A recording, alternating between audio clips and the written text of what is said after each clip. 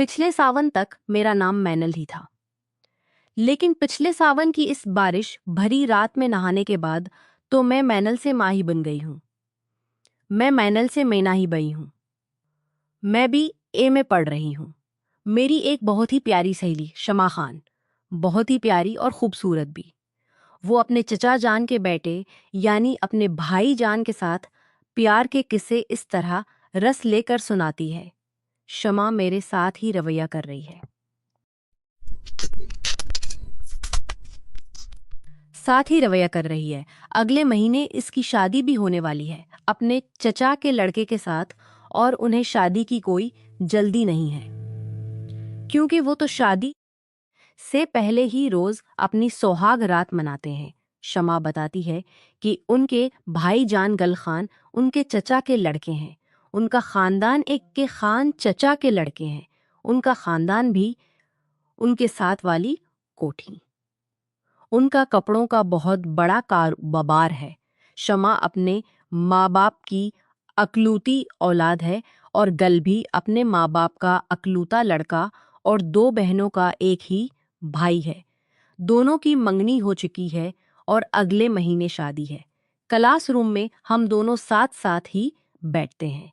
जब कोई खाली पीरियड होता तो हम दोनों कॉलेज के लान या कैंटीन में चले जाते हैं और फिर शमा अपने प्यार के किसे लेकर सुनाती है कि कल रात भाई किसे रस लेके से खुश किया था, कि कल रात भाई जान ने किस तरीके से उसे खुश किया था।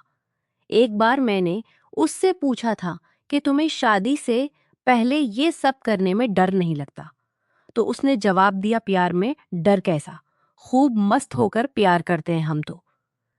लेकिन वो सुहाग रात तो शादी के बाद होती है। तुमने तो शाचा तो हंसते हुए बोली, अरे कुछ कर लिया। मैंने तो उसी के साथ होनी है। अरे कुछ नहीं होता। शादी भी उसी के साथ होनी है जिसके साथ प्यार किया। मैंने हैरानी से उसे देखते हुए कहा, तुम तो वाकई कमाल की हो। मुझे है तुम्हारी तो। ये सुनते ही उसने आंख मार दी तो मेरी हंसी निकल गई। मैंने कहा, उसमें क्या मजा है। मैंने कहा, अरे मेरी जान, उसमें नाक चढ़ाने वाली क्या बात है। प्यार में कुछ भी गंदा या बुरा नहीं होता। प्यार में ये सब नहीं देखा जाता। उसका पूरा मजा लेना चाहिए। मेरे भाई जान तो कहते हैं असली मजा तो शादी से पहले प्यार में ही आता है। ये तो जन्नत का दूसरा दरवाजा है। वो जोर जोर से हंसने लगी। तो क्या उन्होंने तुम्हारी? मेरा मतलब, मैं गड़बड़ा सी गई। नहीं, उसके लिए मैंने ही मना कर दिया है। शमा ने कहा, अच्छा चल मेरी छोड़, तो बता तो ने प्यार है या नहीं। मैंने, अरे ना बता तो ने कभी प्यार किया है या नहीं। मैंने, अरे बाबा ना, मैंने कभी किसी के साथ कुछ नहीं किया। तुम भी मेरी बहन जी हो। शादी से पहले किए गए प्यार में अलग ही मजा होता है। लड़की की खूबसूरती और भी बढ़ जाती है तो किसी को क्यों नहीं पटाती। क्यों अपनी जालिम जवानी को बर्बाद कर रही है। कोई अच्छा सा लड़का देख उससे प्यार कर। लेकिन मैं हर बार उसकी बातों को उनसना कर देती। मैं तो चाहती थी कि अपना सब कुछ अपने शोहर को ही सपर्द करूं, अपना प्यार, जिंदगी और अपना सारा वक्त। पर उस शमा की बातें सुन सुन कर मैं भी थक चुकी थी। मेरी रातों की नींद इस शमा के किस्सों ने हराम कर दी थी। पर अब मैंने भी सोच लिया था कि एक बार प्यार का मजा ले ही लिया जाए। पर सबसे बड़ा सवाल तो ये था कि किसके साथ। मोहल्ले में तो बहुत से शोहदे फिरते हैं, पर मेरे ख्वाबों का शहजादा तो उनमें से कोई भी नहीं है। हाँ, कॉलेज में जरूर एक दो लड़के मेरी पसंद के हैं, पर वो भी किसी ना किसी लड़की के चक्कर में पड़े रहते हैं और भी किसी ना किसी लड़ी के छन हीली। प्रेम भाई 3-4 दिन पहले ही तो हमारे यहाँ आए हैं अपनी ट्रेनिंग के सिलसिले में। पहले तो मैंने ध्यान ही नहीं दिया था। ओ, मैं भी नरियल्लो ही हूँ। इतना खूबसूरत सलीका मंद जवान मेरे पास है और मैं बेकार में मोहल्ले में लड़का ढूंढ रही हूँ। प्रेम भाई मेरी मम्मी की जो धपूर वाली सहेली का लड़का है। पहले जब हम जो धपूर रहते थे तो बचपन में तो हम साथ साथ ही खेलते और बारिश में नहाते थे। प्रेम भाई की मम्मी को मैं मौसी कहती थी, पर पिछले 4-5 साल से मैं उनसे नहीं मिल पाई थी।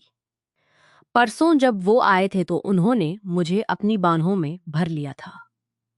तब पहली बार मुझे लगा था कि मैं अपने भाई के नहीं किसी मर्द के सीने लग रही हूं, तो वो तो मुझे अपनी छोटी बच्ची ही समझ रहे होंगे। मैंने सोचा क्यों न प्रेम भाई से ओ भाई से ओ पर ये कैसा मुमकिन हो सकता है। मेरे सगे तो नहीं, पर मेरी मम्मी की सहेली का लड़का है। मम्मी की सहेली को मौसी कहा और उन्हीं के लड़के को भाई। अब जैसे भी हैं, भाई तो हैं, और भाई के साथ ओ ये नहीं हो सकता। वो तो अभी भी मुझे बच्चा ही समझते होंगे। उन्हें क्या पता कि अब मैं बच्ची नहीं बड़ी हो चुकी हूँ। मुझे देख कर तो लड़कों के सीने पर सांप लौटने लग जाते हैं। रास्ते में चलते हुए जब कोई फिक्रें कसता है या सीटी बजाता है तो मुझे बहुत गुस्सा आता है, पर फिर मैं रोमांच से भी भर जाती हूँ। काश मैं भी क्षमा की तरह होती, बीश में भी क्षमा की तरह होती। मैं भी प्रेम के साथ आसानी से सब कुछ करवा लेती और शादी थी सोच सकती थी। पर हमारे यहाँ ऐसा कैसे हो सकता है? पता नहीं दुनिया के ठेकेदारों ने औरत जात के साथ हमेशा ही ज्यादती क्यों की है। औरत और मर्द का रिश्ता तो कुदरत ने खुद बनाया है। शमा बताती है कि उनकी एक रिश्तेदार है, उसने तो अपने सगे भाई से ही प्यार कर लिया था। फिर मैंने भी सब कुछ सोच लिया। बचपन में मुझे बारिश में नहाना बहुत अच्छा लगता था, पर मेरी मम्मी तो मुझे बारिश में भीगने ही नहीं देती थी। बात दरअसल ये थी कि जब भी मैं बारिश में नहाती तो मुझे जो कि ठंड लग जाती और मैं बीमार पड़ जाती। मम्मी बहुत ही गुस्सा होती। अभी जब बारिश होती है तो मैं अपने आप को नहीं रोक पाती। भले ही मुझे बात ही तो मैं अपने आप को नहीं रोक पाती भले। और फिर सावन की बरसात तो मैं मस नहीं कर सकती। हमारा घर 2 मंजिला है। ऊपर एक कमरा बना है और उसके साथ ही बाथरूम भी है। अगर कोई मेहमान आ जाए तो उसमें ही ठहर जाता है। प्रेम वो भी किसी रुकावट के अपनी पढ़ाई लिखाई कर सकते हैं। इस वक्त रात के कोई 8 बजे होंगे। हम सब ने खाना खा लिया था। मम्मी पापा सो गए थे। मैं प्रेम भाई के पास बैठे गप्पे लगा रही थी। बाहर बुआरी बैठे गप्पे लगा रही थी हो रही थी। मेरा जी बारिश में नहाने को मचलने लगा। मैंने प्रेम से कहा तो बोले तुम ही ठंड लग जाएगी और फिर मूजी बहुत गुस्सा होंगी। ओ कुछ नहीं होता, प्लीज भाई आप भी आ जाओ ना, बहुत मजा आएगा बारिश में नहाने का। और फिर हम दोनों ही बाहर आ गए। मैंने हल्के पस्ता रंग का टॉप और पतला सा कॉटन का पाजामा पहन रखा था। भाई ने भी किता पाजामा पहन रखा था। मैं कोई 2-3 साल बाद ही बारिश में नहा रही थी। नहाने में पहले तो मुझे बड़ा मजा आया, पर बाद में ठंड के बायस मेरे दांत बजने लगे और मुझे छींकें आनी शुरू हो गईं। मेरे सारे कपड़े भीग चुके थे और गीले कपड़ों में मेरा सांचे में ढाला बदन साफ नजर आ रहा था। भाई की घोरती आंखें मुझसे छपी नहीं थीं। भगवान ने औरत जात को ये गन तो दिया ही है कि वो आदमियों की नजरों को 1 मिनट में ही पहचान लेती हैं। फिर भला मैं उनकी आंखों की चमक कैसे नहीं पहचानती। मुझे अपनी तरफ देखते हुए पाकर भाई बोले, मैंने तुम्हें मना किया था ना, अब मौसी जी कितना नाराज होंगी। ओ भाई प्लीज मम्मी को मत बताना ना। ओ छेंक, जोर की छेंक ओ छेंक, मुझे जोर की छेंक आ गई भाई। मैंने कहा नहीं नीचे मम्मी देख लेंगी, आपके कमरे में ही चलते हैं। और हम लोग वापस कमरे के अंदर आ गए। मेरे दांत पिचते जा रहे थे। भाई ने तले से मेरा जिस्म पोंछना शुरू कर दिया। जिस्म पोंछते हुए उनका हाथ मेरे गले से नीचे दिया। जिस्म पोंछते छो गया। मेरे जिस्म में जैसे कोई बिजली सी दौड़ी। मैं तो रोमांच से भर उठी। ओहो, उन गीले कपड़ों को उतारना होगा, पर वो तुम्हारे लिए सूखे कपड़े कोई बात नहीं। आपकी कोई लुंगी और शर्ट तो होगी। आपकी कोई लुंगी और शर्ट तो होगी। हाँ, उन्होंने अपनी धली हुई लुंगी और शर्ट मुझे दे दी। भाई की निगाहें तो मुझ पर से हट ही नहीं रही थीं। इतने में जोर से बिजली पड़ी तो डर के मारे में भाई की तरफ खिसकाई। मेरे दांत अब भी बज रहे थे। भाई बोले, तुमने तो जानबूझकर मुसीबत मोल ले ली है। लाओ, तुम्हारे हाथ पांव के तलवे मिल देता हूं। इससे तुम्हारी ठंड कम हो जाएगी। और उन्होंने मेरा नाजुक हाथ अपने हाथों में ले लिया। मेरे लिए किसी लड़की का ये पहला स्पर्श था। मेरे जिस्म में एक खजली सी दौड़ने लगी। भाई मेरे हाथ मिलते जा रहे थे। मैंने कनखियों से देखा था। सामने का नजारा था। मेरा भी यही हाल था। मेरे होंठ कांप रहे थे, पर इस बार ठंड के बायस नहीं, बल्कि रोमांच के बायस। पर मैंने ठंड का बहाना बनाए रखा। फिर भाई बोले, मेनू लाओ, तुम्हारे पाँव के तलवे भी मिल देता हूं। मैं भी तो यही चाहती थी। मैं बिट से टेक लगाए बैठी थी। मैंने एक पाँव थोड़ा सा आगे कर दिया। उन्होंने मेरे पाँव के तलवों को मिलना शुरू कर दिया। जैसे ही उन्होंने मेरा पाँव थोड़ा सा ऊपर किया, कपड़ा नीचे हो गया। मैंने जानबूझकर उसकी तरफ कोई कपड़ा नीचे हो गया। मैं जानती थी अब उनको साफ दुख रहा होगा। मैं जानती थी भाई की कनपटी रहा होगा। मैंने असली आंखों से देखा, भाई की कनपटी लाल हो गई। थोड़ा सा पसीना भी आने लगा है। उनके होंठ भी कांपने से लगे हैं। भाई का बड़ा हाल था। वो तो टिकट की लगाए मेरी तरफ ही देखे जा रहे थे। मुझे देखकर वो उनकी आंखें जैसे फटी की फटी ही रह गई थीं। उनके हाथ कांप रहे थे। मैं भी आंखें बंद किए गोते लगा रही थी। आंखें रोमांच के सागर में गोते लगा रही थी। मैंने छेड़ने के अंदाज में उनसे कहा, भाई, आपको भी ठंड लग रही है क्या? हाँ, शायद ऐसा ही है, पर ठंड में तो दांत बजते हैं। आपको को तो पसीना आ रहा है। वो कुछ नहीं। उनकी आंखें अब भी मेरी तरफ ही थिया। मैंने कहा, ओ सूरी, भाई की हालत तो लुंगी से ढक ली। मैंने कहा, ओ सूरी, भाई की हालत तो देखने लायक थी। भाई, ये चैटिंग है। मैंने झूठ मूठ कर गुस्सा किया। ओ सूरी बाब, मैंने कुछ नहीं देखा। तो फिर आप इतना घबरा क्यों रहे हैं? मेरी हंसी निकल गई। ओ आई एम सूरी। अच्छा भाई, एक बात पूछूं? क्या? सच बताना। आपकी कोई गर्लफ्रेंड है? अरे वो नहीं तो, पर तुम ही क्यों पूछ रही हो? प्लीज प्लीज बताओ ना भाई। अरे, मैंने बताया ना कि मेरी कोई गर्लफ्रेंड नहीं है। मुझे तो पढ़ाई से ही फुर्सत नहीं मिलती। पर एक बात है। वो क्या? तुम्हारी वो जो फ्रेंड है ना, अरे वो ही जो सुबह आई थी। ओह शुमा, हाँ क्यों? क्या बात है यार, वो बहुत खूबसूरत है। वो तो मेरे भाई उस पर मिट रहे हैं। मैं हंसने लगी। नहीं, ऐसी बात नहीं है। वैसे वो है लाजवाब। भाई की आंखों में जैसे चमक सी आ गई थी। अरे, इसका वीजा लग चुका है। मतलब इसकी शादी होने वाली है। अब वो हाथ आने वाली नहीं है। ऊपर ऐसी किया बात है उसमें। ऐसी किया बात है उसमें।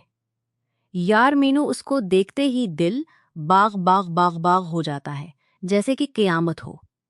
देखने में बहुत ही खूबसूरत और मनमोहक। इसके जिस्म की बनावट भी बहुत खूबसूरत। भाई बोले, उनकी आंखों में अब लाल डोरे तैरने लगी थीं। ये मर्द भी सब एक जात के होते हैं, और उसकी खूबसूरती तो उन्हें सिर्फ सामने से ही नजर आती है। मैंने अपने मन में कहा, एक बार मुझे देख लोगे तो सब कुछ भूल जाओगे। पर मैंने कहा, अच्छा मैं कैसी हूं? अरे, तुम तो हसन की मुल्का हो। अगर कोई फरिश्ता भी तुम्हें तुम्हारी भी बन को देख ले तो जन्नत का रास्ता भूल जाए। मेरे मन में तो आया कह दूं कि फिर तुम क्यों नहीं रास्ता खोल रहे हो। पर मैंने उनकी आंखों में झांकते हुए कहा, क्या वाकई में इतनी खूबसूरत हूं? सच्ची मीनू, कभी कभी तो मैं ये सोचता हूं, अगर तुम मेरी मम्मी की सहेली की बेटी ना होती, वो तेरी बहन न होती तो मैं किसी बेटी कीमत पर तुमसे शादी करके छोड़ता। उन्होंने मेरा हाथ अपने हाथों में लेते हुए कहा, ओ पर ऐसा क्या मुमकिन है? क्यों? मैंने अनजान बनते हुए कहा। मैं उनकी अखड़ी हुई सांस अच्छी तरह महसूस कर रही थी। अफ मीनू, सच कहता हूं, मैं उन 3 दिनों से तुम्हारे बारे में सोचकर पागल सा हो गया हूं। लगता है मैं सचमुच ही तुम्हें जाने लगा हूं। पर ये मुआशरती बंधन भी हम जैसों की जान ही लेने के लिए बने हैं। भाई की आवाज कौंप रही थी। भाई, क्या आपने कभी सोचा है कि मैं आपके बारे में क्या सोचती हूँ? क्या मतलब अब उनके चौंकने की बारी थी। हाँ भाई, अब उनके चौंकने की। भाई, मैं भी आपसे प्यार करने लगी हूँ। मैंने अपनी निगाहें झुका ली। ओ मेरी मीनू, मेरी मीना, मेरी जान। अरे भाई, मुझसे लपट ही गए। उन्होंने मुझे अपनी बाहों में भर लिया और मेरे होंठों पर एक बाहों में भर लिया, होंठों पर एक बोसा ले लिया। ओ वो प्यार का पहला बोसा मुझे अनंत तक समा से भगो गया। मेरा तन मन सब कुछ तो इसी एक की लज्जत सराबोर हो गया। मैंने भी अपने जलते होंठ उनके होंठों पर रख दिए। मुझे नहीं पता कितनी देर हम लोग इसी तरह एक दूसरे को चौंमते रहे। हम तो जैसे अपने सब ही खो बैठे थे। मैं तो उनसे ऐसे लपटी थी जैसे कोई लता किसी दरख्त से। बाहर जोर की बिजली कड़की, तब हमें होश आया। भाई ने झट से उठकर कमरे का दरवाजा बंद किया और फिर वापस आकर मुझे अपने आगोश में भर लिया। मीनू, कहीं हम गलत तो नहीं कर रहे? मीनू, कहीं हम गलत तो नहीं कर रहे? मैंने कहा, हम कोई सगे भाई बहन नहीं हैं। आपकी और मेरी मम्मी सहेलियां हैं। ओ भाई, अब कुछ मत सोचो। इस रात और इस हसीन लम्हों को यादगार बना लो। छोड़ो इन पुरानी तकलीफों को। और फिर उन्होंने मुझे किसकर अपनी बाहों में भर लिया और लोंगी को खींचने लगे। मैंने कहा, नहीं, पहले लाइट बंद करो। उन्होंने झट से लाइट बंद कर दी और मुझे अपनी बाहों में भर लिया। खिड़की से हल्की रोशनी आ रही थी। अब उन्होंने अपने कपड़े और मेरे कपड़े एक तरफ कर दिए। मैंने शर्म से अपना चेहरा छपा लिया। मीनू, मेरी जान, अब शर्म छोड़ो। मुझे अब तुमसे प्यार करने दो। मुझे अब तुमसे प्यार करने दो। प्रेम ने मेरे हाथ पकड़ लिए। मैं चितलेटी थी। मेरे पांव आपस में जकड़े हुए थे। एक अनजाने डर और मन से मैं तो लबालब भरी हुई थी। उन्होंने अपना एक हाथ आहिस्ता से मेरे गले पर फेरा और फिर अपने जलते हुए होंठ मेरे हल्की सी कली निकल रखे तो मेरी एक हल्की सी कली निकल गई। फिर उन्होंने अपने दोनों हाथों से मेरा सर पकड़ लिया। वो तो मस्त होकर मुझे चौमने लगे। मैं सिसक कर चलाने लगी। मेरे पांव खुद ब खुद अलग हो गए। मैंने उनकी गर्दन के गर्द अपने हाथ लपेट लिए गए। मैंने उनकी गर्दन के गर्द अपने हाथ लपेट लिए। ओ प्रेम, बस करो। मुझे कुछ होता जा रहा है। मेरा जिस्म अकड़ने लगा और सांस तेज होने लगी। मुझे लगा जैसे कहीं मैं अनजाने में डूब रही हूं। मैंने उनके सर के बालों को जोर से पकड़ लिया और सर दबाया। इसके साथ ही मेरी कली निकल गई। इतना मजा तो कभी नहीं आया था। शमा सच कह रही थी। इस आवाज से अब तक मैं तो अनजान ही थी और मेरी मेना, मेरी जान, मजा ही आ गया। प्रेम ने उठते हुए कहा। मेरा जिस्म अब भी रोमांच से कौंप रहा था। वो ऊपर आ गया। वो कभी मेरे गालों को, कभी मेरे होंठों को, कभी मेरे गले को चूमते ही जा रहे थे। मेरी तो सिसक ही निकलती जा रही थी। अचानक मेरा हाथ कहीं टकराया। मैं तो शर्म से लाल होने लगी। मैंने आज पहली बार करीब से देखा था। मैंने प्यार से उसे छुआ। मिनो, मेरी जान, किया तुम तैयार हो? उन्होंने मेरे होंठ पर चूमते हुए पूछा। किसके लिए? ओ, ये भी बताना पड़ेगा क्या? हाँ, बताए बगैर तो मैं कैसे समझूंगी? उन्होंने मेरे कान में अपनी बात कही और कहा, अब समझी मेरी मीना। उन्होंने मेरी नाक पकड़ते हुए मेरे होंठों पर एक बोसा कर लिया। ओ भाई, आप बहुत गंदा बोलते हैं। अब जो है वही कहा जाएगा, और क्या बोलूं? वो गया, अब फिर नहीं मुझे शर ढक लिया। अब वो कहाँ रखने वाले थे? उन्होंने मुझे जोर से अपना चेहरा ढक लिया। अब वो कहाँ रखने वाले थे? मैं तो जहां से ही उठी रोमांच से, मुझे गदगदी सी हो रही थी। मैं तो जैसे मदहोश ही हो गई। प्रेम ने एक हाथ मेरी कमर के नीचे लगा लिया, और एक हाथ मेरी कमर के नीचे लगा लिया, और एक हाथ मेरी गर्दन लिया, और कहा, कुछ भी हो जाए शोर मत करना। उन्होंने एक जोर का सांस लिया और अपना काम कर दिया। इसके साथ ही मेरी घटी फटी चीख निकल गई। बस बस मेरी मीना, अब सब ठीक है। अब आराम से काम कर सकते हैं। किसी को आवाज नहीं जाएगी। नहीं भाई, आज के लिए इतना काम बहुत है। बाकी फिर किसी दिन काम कर लेंगे। बस 1 मिनट की बात है। हम काम खत्म करके ही नीचे कमरे में जाएंगे।